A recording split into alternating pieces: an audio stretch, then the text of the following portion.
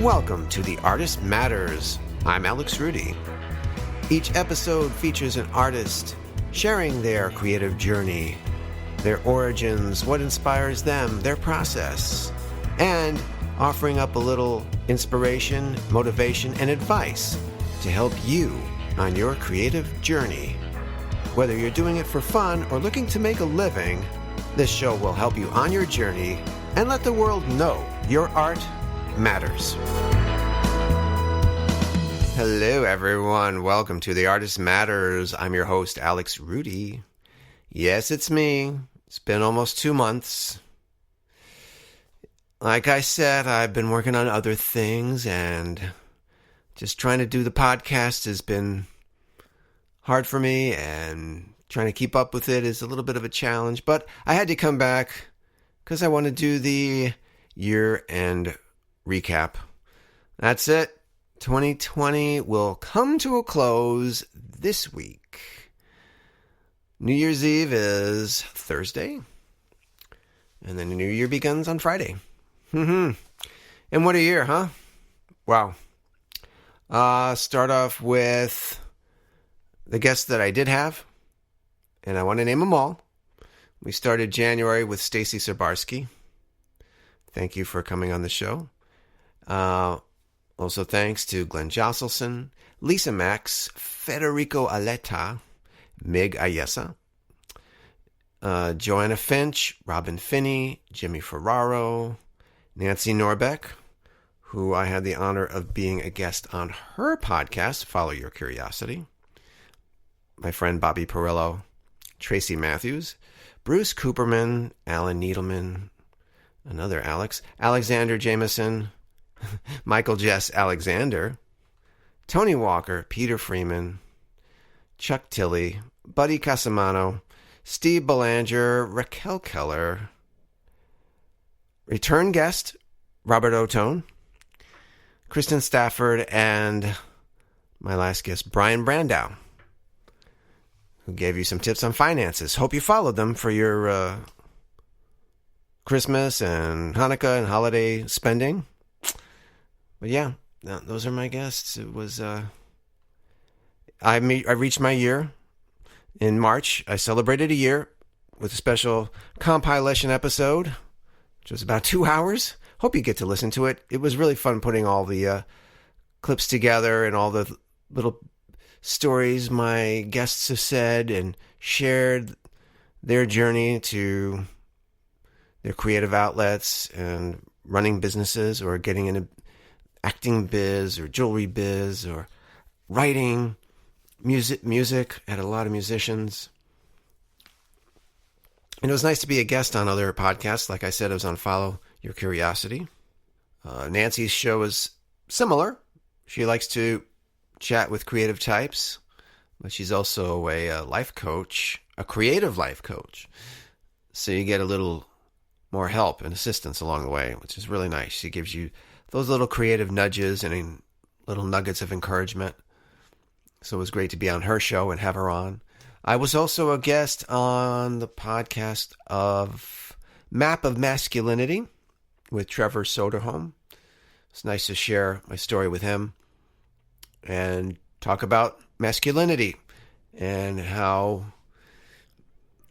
it's it becomes a struggle as you get older, trying to figure that out. Because as a kid, you don't really care.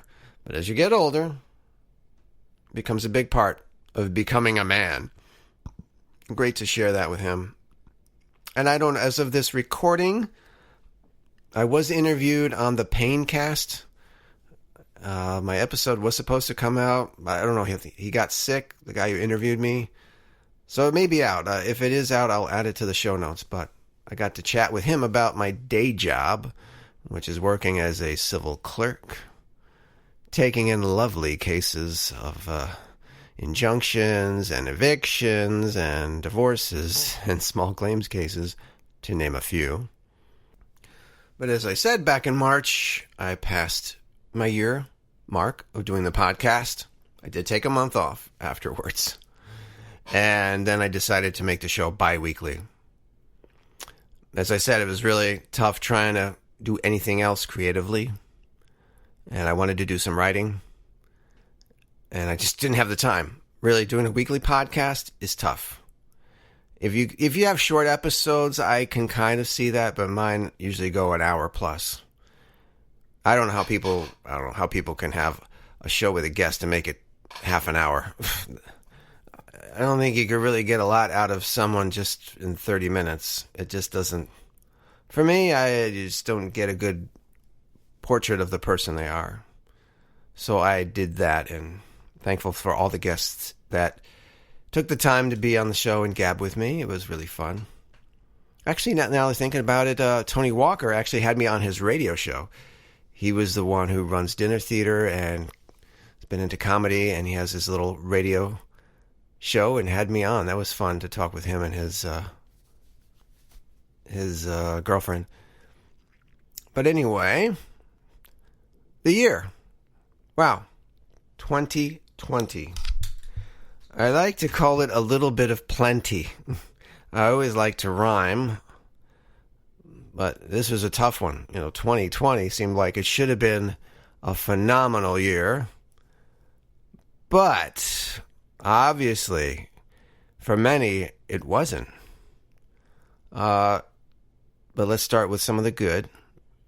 January 1st was the last time I got to see a movie in a movie theater. I went to a theater in the Villages called the Barnstorm Theater and saw Jumanji Next Level. That was the last movie I saw in a theater. Little did I know. And then, like a week or a week and a half later, 2 weeks later, I got to see my last show in a theater, a stage play. My friend Keith Surplus, who was a guest on the show, played Lord Farquaad in Stage West's production of Shrek the Musical. And he was great in that role. A little bit after that, we went up to New York. Yes, in January. To celebrate Jewish Christmas. My stepdaughter's boyfriend's family does a special extra Christmas bash for their family that time of year because some family can't get together during the regular holiday season, so they have this extra one, and we were invited to come up and celebrate, which was fun. He has a really nice family. They're so friendly and welcoming and caring. Felt like a part of the family. It was really nice. So things were still going quite normal until about the end of February. There was this thing going around. People had to be aware of something called coronavirus. What is that, something from beer? No, something much more serious. COVID-19 was starting to sneak in. And then, I know March 15th was the last day my wife and I went to Busch Gardens. Around that time, everything shut down that weekend. Busch Gardens shut down, all the amusement parks, movie theaters, stage theaters, restaurants, bars. I think even airports slowed down their service. Everything got altered because of some little microscopic pain in the ass. And the world shut down. Nothing like this in my history, and probably many others, had we ever thought we'd face. This is something, who knew this was going to happen? And to what degree? Yeah, people have said that more people die from the flu each year, but the flu has never shut down the world and drastically altered things. On the plus side, even though I'm not crazy about the day job, I was still able to keep it. So I had some income flowing in. My wife did have to take time off because she works at a gym. And on the plus side, she got a lot of stuff done in the house, decluttered, moved stuff around. We found some pictures and got some other pictures and bought some picture frames and really decorated our house really, nice and warm, and having all these pictures of people we love and care about around the house in these nice frames was really a good touch. That was her little creative spark. I was really happy that she was able to do that. But alas, when we were able to go out, we had to put on a mask. Yes, this has been the year of the mask. We've been through so many different kinds. There was that standard surgical looking mask. Actually, more like a, more like a painter's mask? Just that one that you cover the mouth and has that one little strap. Then we got ones with double straps that go around the ears. Then the one with the little ventilator thing, and so many levels of them. And now, of course, we thought this thing would be done in 3 months. Yeah, no problem. In that time, we built a shed for our horse and built a little fence. That was a good accomplishment. Had a tree taken down in the back, and we got a pool.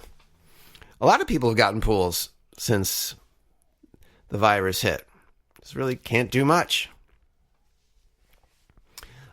Another plus that came out of this was family parlor. My Uncle James lives in Michigan. Just decided to start having a family Zoom meeting every Sunday. And a great way to connect with everybody, because I have relatives in Virginia, California, of course, Michigan, Washington State. Yeah, they were all over. And it's been incredible connecting with them, seeing them, finding out I had a new uncle. That was a nice surprise. And hearing their origin stories. How often do we really get to sit down and chat with our uncles and aunts, cousins about their life story? But we had a point where, like, every week we'd hear a story from one of my uncles or my aunt or cousins. I learned so much more about them. It was so nice. Just to see them and know that we could still share space together through this incredible technology was a nice new experience. I really look forward to the chats. It's every Sunday. I've missed a few. That's okay. Things happen. But my uncle records them so we could watch them later on our Facebook page. It's really nice. I'm glad we're able to do that, and I just relayed my origin story a few weeks ago. I was a little nervous about saying it, but it was good. It was really nice to share it.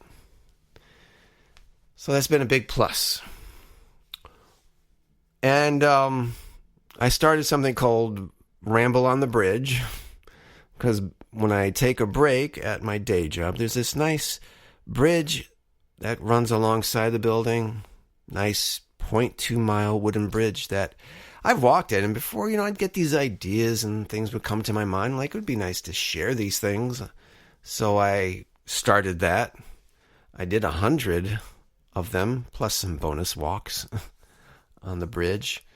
Now it's been kind of changed to On the Move, but we'll see. It might become Alex-isms. I kind of like that. On my YouTube page, I have a list called Alex-isms. And I've been putting my new ideas and stuff on there. Trying to keep it creative. Let's see what happens. But it's been a fun way to get stuff out of my mind and out into the world. I've had usually one committed viewer. Thanks, Judy Barron, for listening. Former Lowe's coworker. She's been listening and watching most of them. So, 3 months went by. Things started opening back up. And that might have been the problem. Yeah. I don't think they should have opened bars, to be honest. And that might have been a big problem right there. They should have waited at least one more month. And I know especially here in Florida, we have the amusement parks. It's a big touristy area. All of spring break was gone. That was gone. Taken away. No one got to experience that. Graduations were like null and void. Proms were like null and void. That was kind of sad to see. These kids will never get to experience that. Maybe a high school reunion.